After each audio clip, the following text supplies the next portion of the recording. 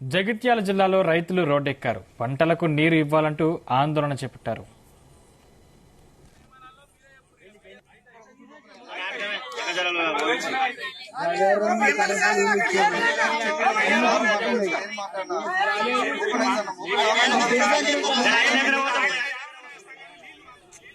జగిత్యాల జిల్లాలో రైతులు రోడ్డెక్కారు. పంటలకు నీరు ఇవ్వాలంటూ ఆందోళన చేపట్టారు. జగిత్యాల జిల్లా కతలాపూర్ శివారులోని వరద కాలువ నుంచి సాగునీరు అందించాలని డిమాండ్ చేశారు.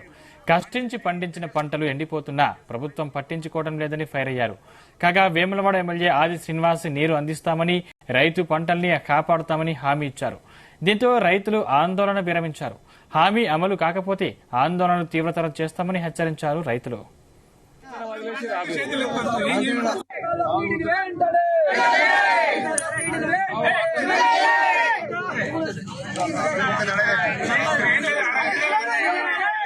అయితే ఈ పంటలు గడ్డకెక్కుతాయి కాబట్టి మా రైతులందరం ఇవాళ రోడ్ ఎక్కడం జరిగింది.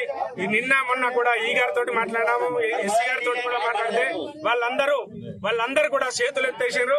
మరి ఈ రోజు మేము కూడా ఇక్కడికి ఇంకా మాకు మందు తీసుకురా 1000 రూపాయలు ఇద్దరు మేమందరం కూడా రైతులమందరం కూడా ఇక్కడ మందు తాగి చచ్చడానికి సిద్ధంగా ఉన్నాం. నీళ్ళు వచ్చేదాకా మాత్రం వీటికి లేసే ప్రసక్తే లేదని చెప్పి మేమందరం కూడా రైతులం ఇంకా చాలా మంది వస్తారు. మరి పోలీసు వాళ్ళు వచ్చారని చెప్పి కొంత భయపడి ఎక్కడో అక్కడ పోతున్నారు. అయినా పోకమని చెప్పినాము.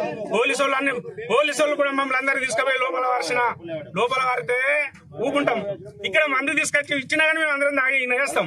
నీళ్లు మాత్రం మాకు రావాలి.